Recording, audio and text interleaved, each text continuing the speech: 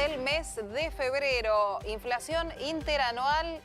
Llegamos a las 3 cifras finalmente. Tanto esfuerzo se hizo y hemos llegado 102,5 en los últimos 12 meses del año. Sole, 102,5 inflación interanual. Sí, tengamos en cuenta que estamos cerquita, habíamos llegado a este índice de inflación interanual cerquita de la hiper, ¿no? Desde hace muchísimos años que no teníamos una inflación de 3 dígitos interanual. 6,6 lo acaba de dar a conocer el INDEC, ese 13,1 que vemos ahí es la inflación acumulada en lo que va del año. Recordemos, Sole, que tenemos desde que el INDEC en su momento empezó la inflación, a hablar de la inflación de enero, se marcó una aceleración importante, había pasado de 4,9 en noviembre a 5,1 en diciembre, en enero un 6% y ahora la inflación de febrero un 6,6%, acumulando en 12 meses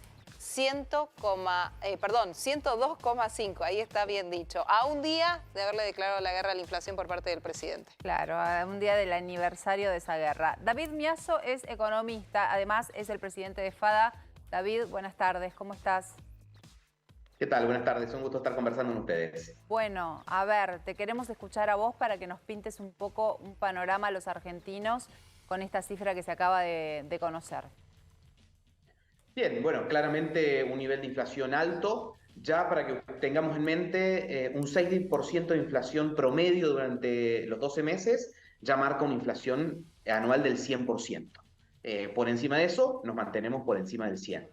Las expectativas para este 2023 es un piso de inflación del 100%. ¿Por qué digo piso? Porque es bajo la situación actual sin que tengamos muchas malas noticias en lo que resta del año, que probablemente alguna terminemos teniendo, ¿no? Entonces nos marca 102 para los últimos 12 meses y para el 2023 de nuevo un piso de cerca del 100. El problema claramente de todo esto es que es muy difícil que en una economía con este nivel de inflación y que lentamente va entrando en una recesión, es muy difícil que los salarios crezcan por lo menos al nivel de la inflación, que es lo que viene sucediendo durante los últimos 5 años. Hasta diciembre los salarios habían perdido, comparado con diciembre de 2017, el 22% del poder de compra. Esto significa que si vos antes podías comprar por 100 pesos, hoy en diciembre podías comprar por 78 y es de esperar que durante este año eso se deteriore, ¿no? Esa es la consecuencia que todos nosotros sentimos en el día a día. Pero no para solo mal de males, David, lo que más aumentó son los alimentos. No es que uno puede decir, bueno, no sé, no me compro ropa, algo que... Es alimentos, más de un 10%. Sí, alimentos fue el rubro que este mes más aumentó. Ahí en particular hubo un impacto del precio de la carne que durante varios meses de hecho ayudó a bajar un poco el indicador porque venía muy atrasada hasta el mes de enero y la última semana de enero empezó a crecer el precio, a recuperar en realidad el precio porque en el último año había aumentado un 40%, entonces ahora en el indicador de febrero toma gran parte de toda esa suba del precio de la carne vacuna, bueno, después de un gran atraso, terminó generando el impacto en febrero. Sin embargo, es de esperar que para el indicador de marzo, por ejemplo, la carne ya deje de ser un tema porque tocó un techo y se empezó a estabilizar, sobre todo también porque con la sequía los productores están obligados a mandar mucha hacienda a faena, entonces eso genera que también haya una oferta bastante alta de carne. Pero bueno, la carne fue una de las razones por la que tuvimos este número en febrero. También hay una discusión de fondo en realidad, que la carne en realidad tiene mayor ponderación en el índice de lo que realmente representa en el gasto de los argentinos, porque está hecho sobre un número muy viejo cuando el consumo de carne era bastante superior a los niveles actuales, pero bueno, eso es una discusión más conceptual. La verdad es que todos sentimos este impacto en los bolsillos. David, mucho se le temía a estos 3 dígitos. Hace rato que se viene diciendo, llegamos el mes que viene a los 3 dígitos, llegamos el otro, vamos a superar el 100% de inflación. Bueno, finalmente sucede. ¿Nos podés recordar con exactitud hace cuántos años la Argentina no tenía una inflación de 3 dígitos? Como ustedes estaban diciendo, hace 32 años que Argentina, o 33, perdón, que Argentina no tenía estos niveles de inflación. Básicamente fue previo a la hiper del 88-89 y posterior ahí en el año 90-91 hasta que se estabilizó en el 92-93. O sea, volvimos a tener volvimos a tener una inflación interanual de 33 años atrás. Sí. Exactamente. A ver, yo sé que es muy difícil, ¿no? Pero pienso en el que está del otro lado en su casa, que es el que tiene en definitiva que ir a hacer las compras todos los días. Que siempre cada momento económico tiene como su vueltita, su secreto. En algún momento era, no sé, mayorista. ¿Cuál es la vueltita de esto, con estos precios?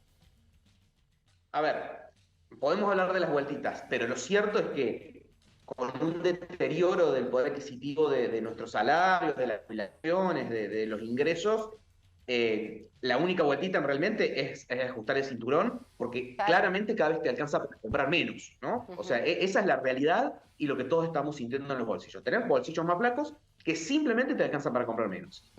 En ese esquema, ¿qué podés hacer? Además de ajustarte el cinturón. Lo que hacen los argentinos ya desde hace rato, no a partir de hoy.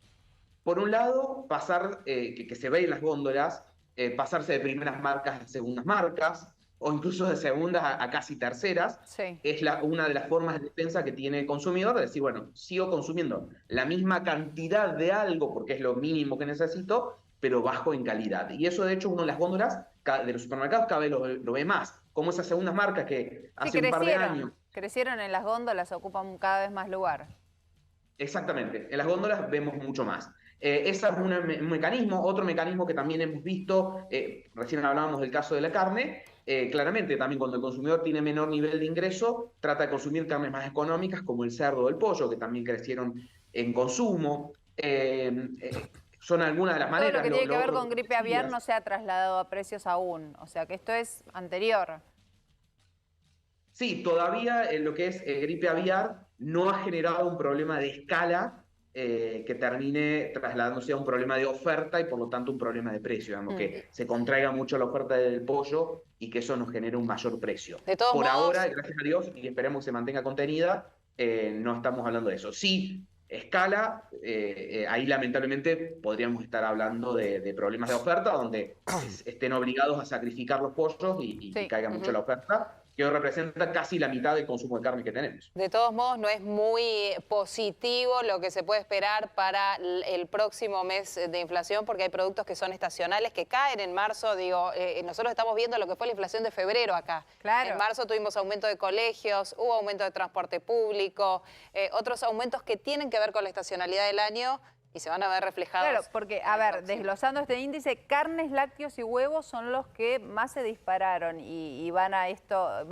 elevar lo que es los alimentos un 10%. Huevos, y eso tiene que ver con sequía. En algún momento nos han dicho como explicación que es que el alimento que comen las gallinas es un alimento que ha crecido en valor y eso se derivó y terminó cayendo en el precio. Pero carnes, lácteos y huevos lo que más creció.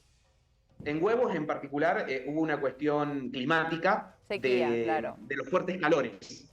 Básicamente las gallinas tienen que poner huevos y si hay mucho calor como que se estresan y ponen menos huevos, entonces cae la oferta de huevos y el precio sube. Pero eso es una situación que ya, hablamos de la gripe aviar, que es un potencial cisne negro ahí en el horizonte, pero por esa cuestión climática ya debería empezar a solucionarse, si bien también en marzo tuvimos estas 2 semanas de muchos calores que termina afectando. Calculemos que gran parte de la producción de huevos, por ejemplo, está en Entre Ríos, entonces ha sido una de las zonas que más ha sido afectada por el calor. Entonces, también en muchas de estas cosas, como están atadas a ciclos biológicos, terminan impactando cuestiones como esto, la sequía por un lado, los calores por otro, pero también debería tender a normalizarse y a dejar de ser un elemento que presiona mucho más la inflación. Y como ustedes decían, marzo, el inicio de clases, con todo lo que eso significa en colegios, útiles, etcétera.